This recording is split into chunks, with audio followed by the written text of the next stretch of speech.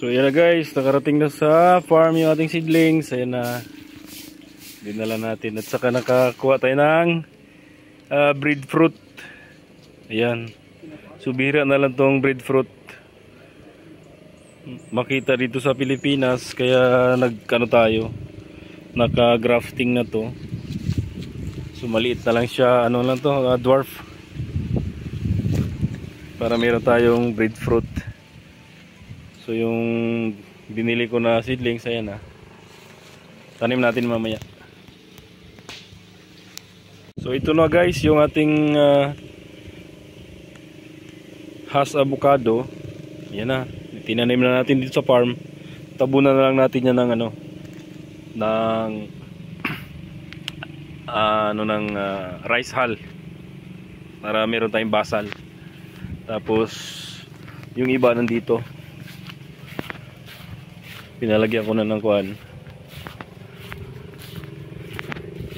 ng bakod. Ayan, so nandito yung pangalawa, tapos yung pangatlo nandito. So tatlong Hass avocado initial natin na tanim, tapos meron tayong avocado doon na evergreen, at meron din tayong avocado na malagkit yata yun. So ito na guys yung ating dwarf na mangosteen. Yan, itanim na natin. Yan na siya. Tapos yung breadfruit o yung kulo sa Bisaya, hindi ko alam kung sa ibang lugar ano tawag doon. Tingnan natin. So dito tayo dadaan sa ating kapihan. Pinalinis muna natin yung ating kapihan dito. Ilang pirasong kape, pero tawagin natin kapihan kasi nagpaparami tayo ng kape. Yan, yan. Ayun, pinsan ko, nililinis niya na.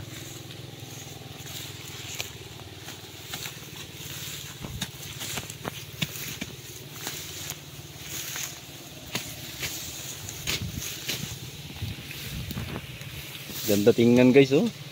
Ganda tingnan ng mga kape ko. Oh, lumalaki na sila ng lumalaki guys. Ayan. Pero tingnan, nakakatuwa. So yung breadfruit ando sa gilid. Dito ko tinanim sa gilid kasi may nyug dito. Fully loaded na tong farm ko ah. Kita sa ilalim dumaan. So yan. Ay ka, dulas. So ayan. Tapos may nyug naman dyan. Tapos may langka doon sa dulo. Ayan, so dyan ka na, lumaki ka dyan, magbigay ka ng maraming bunga. Okay. So ito na guys yung ating mangga, naitanim na natin. Ayan, puntahan natin yung iba. Ayan, ang pangalawa. So dahil 5 yung ating dinala ngayon, araw na to, so may 3 pa. Ayan ang pangatlo. Ayan, may bago na kayong tahanan. Dito na kayo sa aming farm.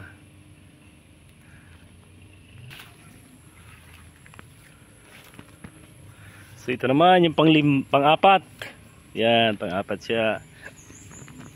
Diyan ka na. Yan. Ano ka lang dyan, magpalaki ka at saka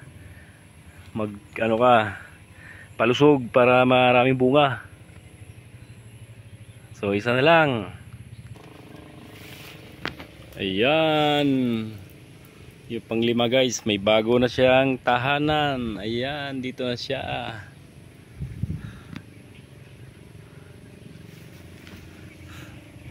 Nahuhulog na lang yung mga ano dito guys, American lemon. Ayan, oh.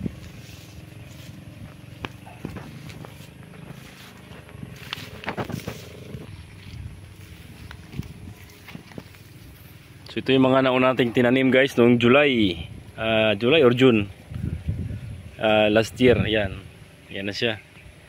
Medyo ano yung dahon na, green. Yung yellow green hindi maganda. Kulang ng vitamins. Lagyan natin ito ng pataba. So yung iba guys, hindi natin papakita. So ipinakita ko lang yung mga itinanim natin ngayong araw na to.